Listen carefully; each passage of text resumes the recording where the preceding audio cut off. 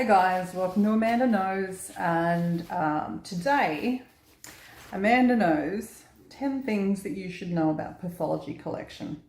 Now, I've been going to do this for a little while, and I think there's quite a lot of things about our job that you may or may not find interesting, but they're things that I think that I wish people knew.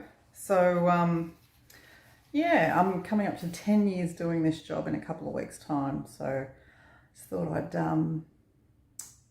give you a bit of a rundown on a few things. So first thing, what we do is called phlebotomy. So I am a phlebotomist.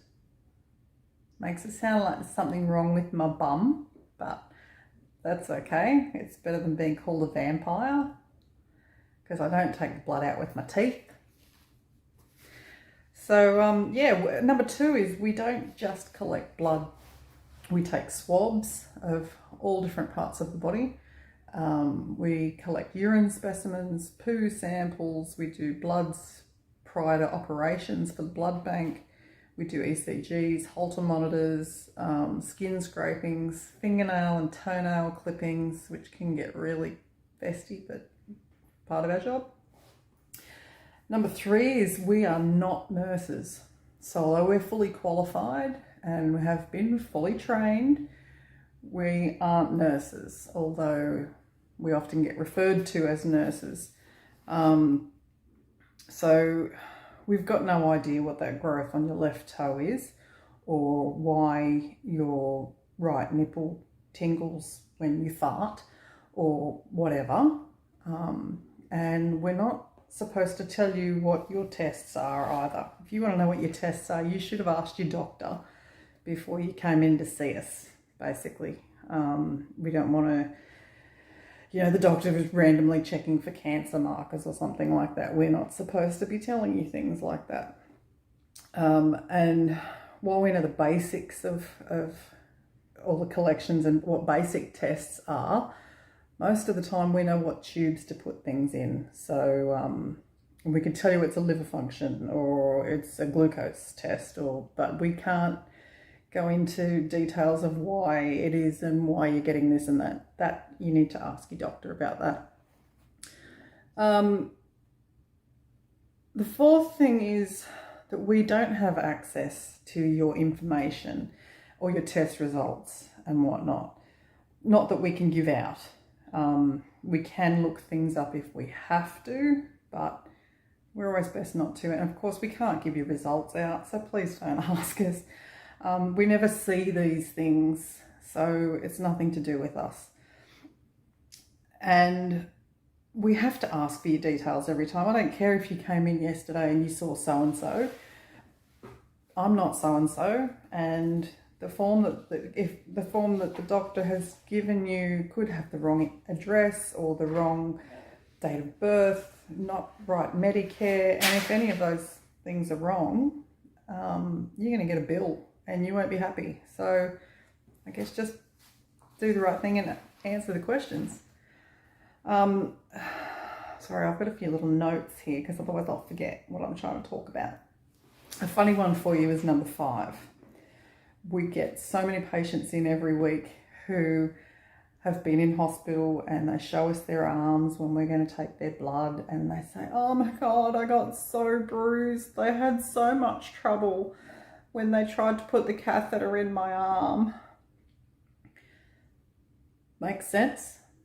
I don't know why they'd be trying to put a catheter in your arm.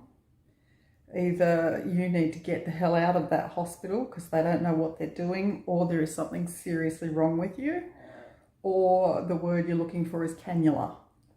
Not sure. I don't bother correcting people anymore. I just have a little chuckle to myself. So, yeah. Number 6 would be fear.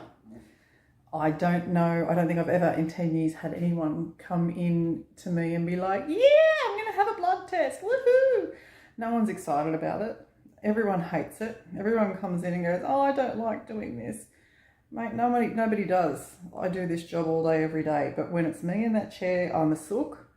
And I can't watch when it's being done to me. I've got 15 tattoos. Hell yeah, give me more.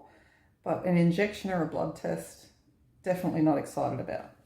And I really think that it comes down to, it's all in your head. You've decided you want that tattoo, whereas someone else has told you you need to have a blood test or an injection. So your mind says, no, I'm not keen on this. I don't want to do this. So you know what? It's okay to be, nervous. Just wriggle your toes, breathe, and don't watch. Because you don't have to watch. If I decide I can't watch, that's when we're in trouble. But otherwise, just look away. That kind of follows on then to number 7. Don't be afraid to ask to lay down if you are nervous or anxious about having your blood test or whatever's being done. Don't ask to lay down to have a urine test though, that's just weird. But yeah, don't be afraid to ask to lay down if you need to, because we would rather have you lay down from the start. If you fainted before or you're anxious, nervous, whatever, it's better than trying to pick you up off the floor if you faint. And also if you hurt yourself, that's extra paperwork for us. And we've already got a lot of paperwork. So yeah, lay down. Number 8. We are not embarrassed to talk about body stuff. Basically because, like I said, we already have to collect so many things from the body that while you might blush while we're explaining to you that it needs to be the first part of the urine, or it needs to be the midstream, or how best to collect a poo sample,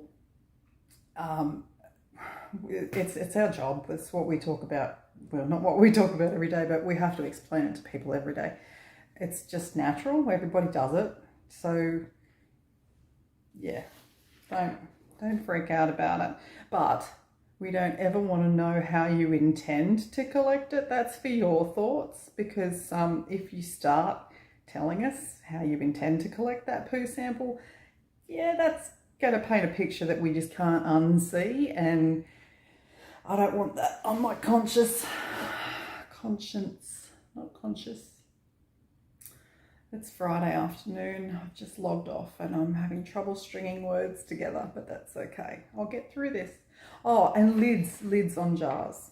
Lids aren't difficult to put on jars. So please, when you collect a poo sample or a wee sample, before you put it in the bag to bring back to us, please make sure that the lid's on properly, because otherwise we end up with more sample in the bag or all over our desk than what we actually do in the jar. So that's a biggie and a simple thing that you could really do to help us out.